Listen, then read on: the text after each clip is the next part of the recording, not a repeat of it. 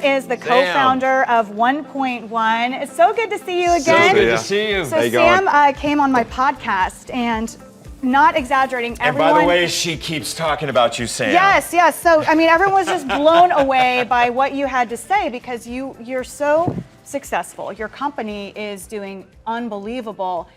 What you talked about, though, is how you have always been, since a young age, mission-driven, and you told me that you were keenly aware of your mortality and wanting to do work with impact. Let's start there.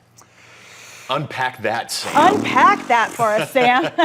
If you had to live your life 1,000 times in a row, you should make your decisions based upon how boring that same decision would be 1,000 times in a row.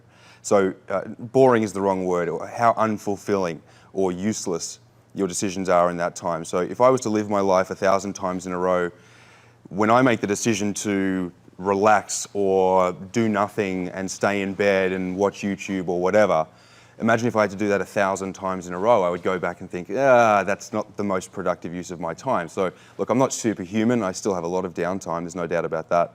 But that's at least a useful framework to make decisions in the moment. But at the end of the day, life is so short, and I think that the only currency that has inherent value is somewhere on the spectrum of love. If I exchange with you money, there's value attributed to it. But if I exchange with you some form of love, and of course hate sits on that spectrum of love, if we have that exchange, it's really the only exchange or the only currency with inherent value. So I suppose those are two of the ways I think about my life and my time. Sam, can you talk to the audience about OnePointOne and what you've built? Sure. Because this thing is going, I don't know if this is a real broadcast term, but it's going bananas.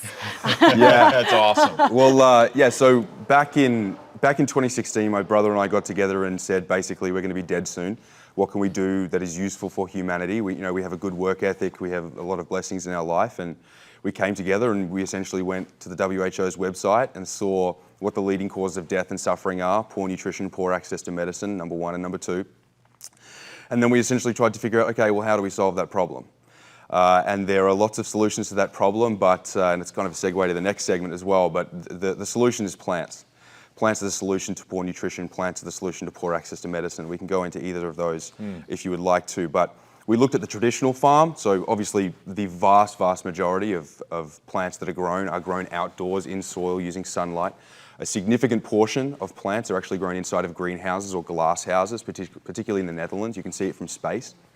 There's something like 90 million square meters of greenhouse space in the Netherlands. But then we came across the concept of indoor farming, vertical farming, fully indoor with no sunlight.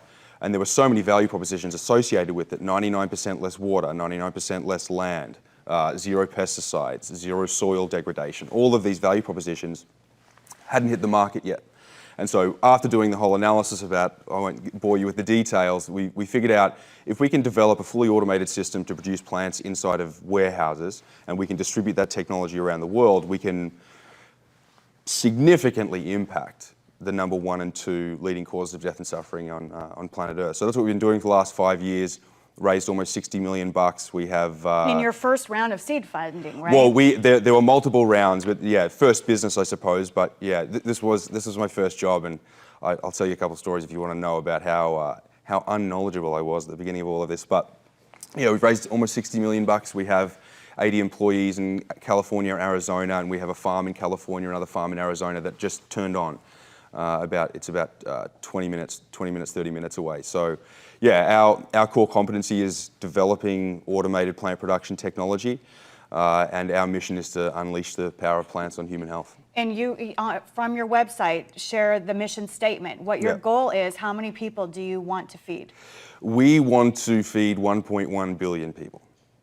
Wow. And that's not, I mean, he's on his way to making solutions so that these big, lofty goals can become reality. Yeah, yeah. And we can get there. It'll take time. Don't get me wrong. We're not going to do that in the next 20 minutes, but the fact that your goal is to feed 1 billion people through this process, right? Kind of is aquaponics, right? yeah, it's aeroponics. It's a slight Aeroponics, variation. okay. Yeah. Because aquaponics has been around for a little bit of time. Can you time. just school me the difference between aquaponics and aeroponics? Sure. So there's soil-based, and then there's hydroponics, which is kind of like a category. Aquaponics sits underneath that, and aeroponics sits underneath that. Hydroponics means water doing the work. It's a Greek word, hydro, water, ponos, work, water doing the work. So the roots are drinking from water. In the case of hydroponic or aquaponic, the roots are drinking from a volume of water, like a rose in a vase. Right. In aeroponic, the roots are actually drinking from a mist.